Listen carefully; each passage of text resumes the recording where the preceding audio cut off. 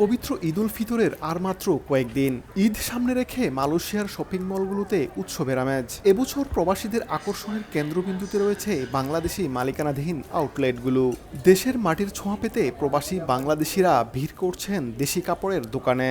চাহিদার শীর্ষে রয়েছে বাহারি নকশার সুতি ও সিল্কের পাঞ্জাবি। প্রবাসীদের রুচি ও আবহাওয়া বিবেচনা করে দোকানে আনা হয়েছে আধুনিক সব কালেকশন। বিক্রেতারা বলছেন, গত কয়েক বছরের তুলনায় এবার বেচাবিক্রি বেশ সন্তোষজনক। কোয়ালিটি সম্পন্ন এই পাঞ্জাবি আমাদের প্রবাসী ভাইয়েরা সব জায়গায় তো আর অ্যাভেলেবেল পায় না, তো এই মার্কেটে ওনারা যখন আসে ওনারা খুব হ্যাপি হয়। এবং প্রত্যেক রমজানে কিছুটা সময়ের উছিলায় আমরা সকল প্রবাসীরা যখন আমরা একসাথে দেখি, এটা আমাদের খুব একটা আনন্দ লাগে। শুধু প্রবাসী বাংলাদেশিরাই নন, স্থানীয় মালয় নাগরিকরাও ভিড় করছেন এসব দোকানে। বাংলাদেশি কাপড়ের মান এবং টি শার্টের আরামদায়ক ফেব্রিক স্থানীয়দেরও পছন্দের তালিকায়।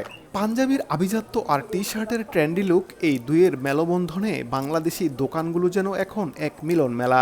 400-500 বাংলাদেশি দোকান আছে, সবগুলোতে বাংলাদেশ থেকে মাল আসে। টি শার্ট, প্যান্ট, মেয়েদের কাপড়, ছেলেদের কাপড়, বাচ্চাদের কাপড়। মালাইরা খুব ভালো পছন্দ করে, এরা খুব লাইক করে আমাদের বাংলাদেশি কাপড়, 100% কটন। এবার খুব ভালো করতেছে। আমরা আশা তুলনাভাবে আপনার অন্য বছর চাইতে অনেক ভালো হয়েছে এবার। বিদেশের মাটিতে থেকেও ঈদের আনন্দ উদযাপনে কোনো কমতি রাখতে চান না প্রবাসী বাংলাদেশিরা। নতুন পোশাক থেকে শুরু করে সবকিছুই মিলছে হাতের নাগালে থাকা এই বাংলাদেশি দোকানগুলোতে। আর তাই সকাল থেকে রাত পর্যন্ত চলছে উৎসবমুখর কেনাকাটা। দেশের মতো আমেজ আসছে, কিন্তু ওই যে ঈদের যে একটা দেশের মতো আমেজ, এটাই নাই আর কি। একটা পাঞ্জাবি নিলাম, একটা পছন্দ মতো, যতটুকু ঈদের যেটুকু বাজেট আছে। এবছর এখানে ঈদ করতেছি, আশা করি আগামী বছর পরিবার পরিজনকে নিয়ে ঈদ করবেন ইনশাআল্লাহ।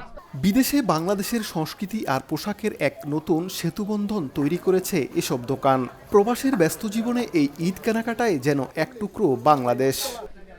শার্ট প্যান্ট কিংবা পাঞ্জাবি, সবকিছুর মধ্যেই প্রবাসীরা খুঁজছেন দেশের ছোঁয়া। দেশি পোশাকের টানেই মালয়েশিয়ার এই বাংলাদেশি দোকানগুলোতে এখন উৎসবের আমেজ। স্থানভেদে পরিবেশ বদলালেও প্রবাসীদের হৃদয়ে ঈদের আনন্দ রয়ে গেছে সেই আগের মতোই।